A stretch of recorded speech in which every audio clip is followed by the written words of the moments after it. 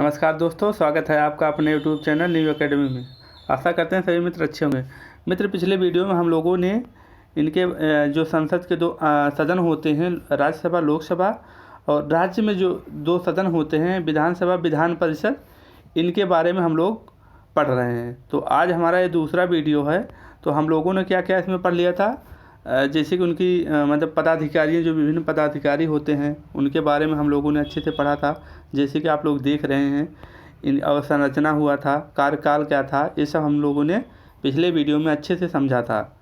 और सीटों से संबंधित जो क्वेश्चन कन्फ्यूजन होते थे उन्हें हम लोगों ने अच्छे से समझा था। जो मित्र पिछला वीडियो नहीं देखे हैं वो जाके प्लेलिस्ट से वो देख सकते हैं। तो मित्र, आज हम लोग शुरू करेंगे चुनाव कैसे होता है इनका, क्या पद्धति अपनाई जाती है, किस तरीके से इनका चुनाव होता है, जो है हम लोग इन्हीं के बारे में आज चर्चा करेंगे। और इसके बाद उनका योग्यता क्या होनी चाहिए, लोकसभा की योग्यता क्या होनी चाहिए, राज्यसभा में क्या योग्यता होनी चाहिए, विधानसभा विधान परिषद में क्या योग्यता होनी चाहिए चुनाव लड़ने के लिए, तो कैसे और कैसे होता है। आप लोग देख रहे हैं कि राज्यसभा का चुनाव कैसे होता है, अप्रत्यक्ष चुनाव होता है, लोकसभा का प्रत्यक्ष होता है, विधान परिषद का अप्रत्यक्ष होता है, विधानसभा का जो होता है प्रत्यक्ष रूप से होता है।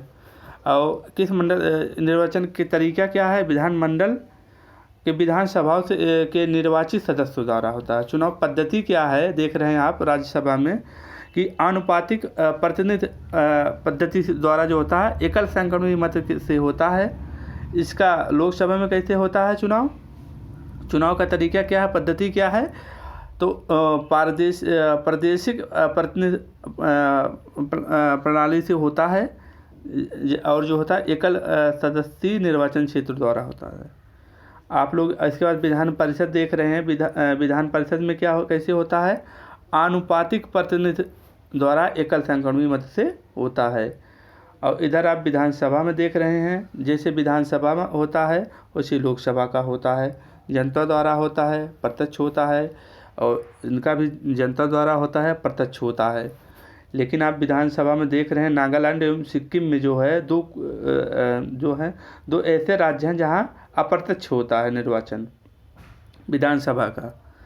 तो ठीक है मित्र, ये देख लिया हमने। यहाँ देखते हैं विधान परिषद में कुल संख्या कितनी, 1/3 जो होता है विधानसभा के सदस्यों द्वारा आते हैं, 1/3 स्थानीय संस्थानों द्वारा सदस्यों द्वारा, 1/12 जो 3 साल से किसी स्नातक के समतुल्य जो है रखते हैं उनको, वो हो गए। इसके बाद देख रहे हैं यहाँ आप 1/12 क्या है, माध्यमिक में शिक्षक हों। 1/6 जो है राज्यपाल द्वारा मनोनीत किया जाते हैं। वो जिनका मनोनीत करते हैं राज्यपाल, वो किन किन क्षेत्रों के होने चाहिए, तो आप देख रहे हैं कला का होना चाहिए, समाज सेवी होना चाहिए, विज्ञान के क्षेत्र में होना चाहिए, सहयोगी आंदोलन में भाग लिया हो, तो मतलब किसी आंदोलन में भाग लिया हो स्वतंत्रता। तो मित्र, इस तरीके से हम लोगों ने देख लिया यहाँ। तो इसके बाद आते हैं योग्यता क्या होनी चाहिए, आपको चुनाव लड़ने के लिए क्या क्या योग्यता होनी चाहिए। आप लोग देख रहे हैं यहाँ क्या क्या योग्यता होनी चाहिए। तो पहली योग्यता ये होनी चाहिए कि भारत का नागरिक होना चाहिए। सबका सेम है, भारत का नागरिक होना चाहिए। लेकिन राज्यसभा के मतलब उम्र का कितना होना चाहिए, राज्यसभा में उम्र कितना होना चाहिए, 30 वर्ष, न्यूनतम 30 वर्ष होना चाहिए। और लोकसभा के सदस्य के लिए बनने के लिए कितना होना चाहिए, न्यूनतम उम्र 25 वर्ष होना चाहिए। विधान परिषद में जो होता है 30 वर्ष होना चाहिए, विधान सभा में 25 वर्ष होना चाहिए। तीनों जो भारत के नागरिक होना चाहिए, सब जो है भारत के नागरिक होना चाहिए, तो कंपलसरी ही है। तो दूसरे पॉइंट पे आते हैं हम, संसद द्वारा पारित किसी विधि के अधीन निर्धारित अर्हता रखता हो। जो कोई जो न्यायालय जारी किया है कि ये योग्यता होनी चाहिए वही लड़ सकता है। तो तीनों में चारों का सेम है, इसका भी सेम है, संसद द्वारा पारित किसी विधि होना चाहिए, इसका भी, विधान परिषद का भी, इसका भी सेम है। यहाँ आप तीनों को देख रहे हैं, तीनों का ये सेम ही है। इस तरीके से देख लेंगे आप। इसके बाद तीसरे पॉइंट पे आते हैं हम लोग, संविधान की तीसरी अनुसूची में जो इस प्रयोजन के लिए दिए गए प्रारूप के शपथ ली हो। तीसरी अनुसूची क्या है, आप लोगों को बताया है कि दूसरी अनुसूची क्या है, वेतन है, और इसके बाद क्या है, शपथ है। तो उसके अनुरूप होना चाहिए। ये चारों का सेम होना चाहिए, इसका भी अनुरूप होना चाहिए, इसका भी, इसका भी। ठीक है मित्र, अलग से बात क्या आती है यहाँ, आप लोग देख रहे हैं यहाँ अलग से बात क्या आती है कि उसी विधान परिषद में क्या उसी राज्य के विधानसभा क्षेत्र का पंजीकृत मतदाता होना चाहिए, और विधानसभा में भी जो होता है उसी राज्य के विधानसभा क्षेत्र का पंजीकृत मतदाता होना चाहिए। इस तरीके से हम लोग उनकी योग्यता देख लिए कि क्या है योग्यता उनकी लड़ने के लिए चुनाव। अब उनकी जो होता है कैसे उनको निरस्त हो जाएगी, उनकी अगर उन्हें अयोग्य पाया जाता है तो उनकी जो है उन्हें कैसे पद से हटा दिया जाता है। तो आप लोग इतना देखिए, हाँ आप लोग ये देख रहे हैं।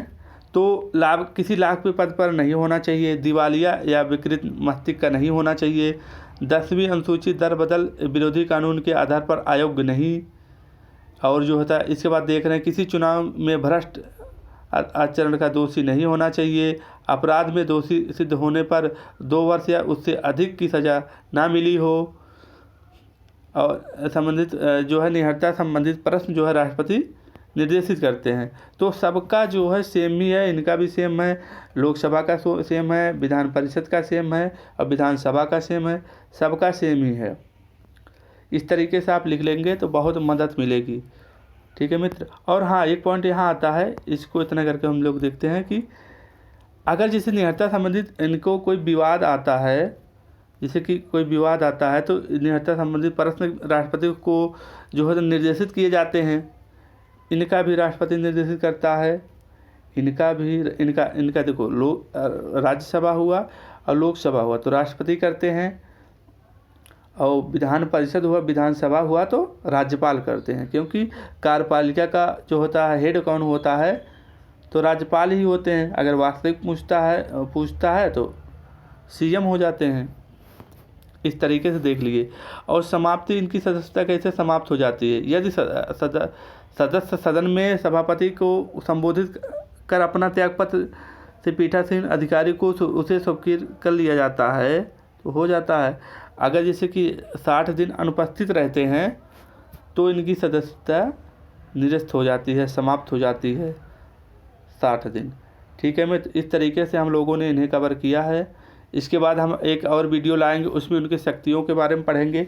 लोकसभा के अध्यक्ष की क्या क्या शक्तियां हैं, राज्यसभा के सभापति की क्या क्या शक्तियां हैं, विधानसभा के जो है शक्तियां क्या हैं, इन शक्तियों से संबंधित जो क्वेश्चन पूछे जाते हैं उन्हें हम लोग कवर करेंगे। ये पूरा का टॉपिक जो है हम लोगों का अच्छे से कंप्लीट हो जाएगा और कोई क्वेश्चन नहीं छूटेगा। तो ठीक है मित्र, मिलते हैं अगले वीडियो में, तब तक अपना ख्याल रखना।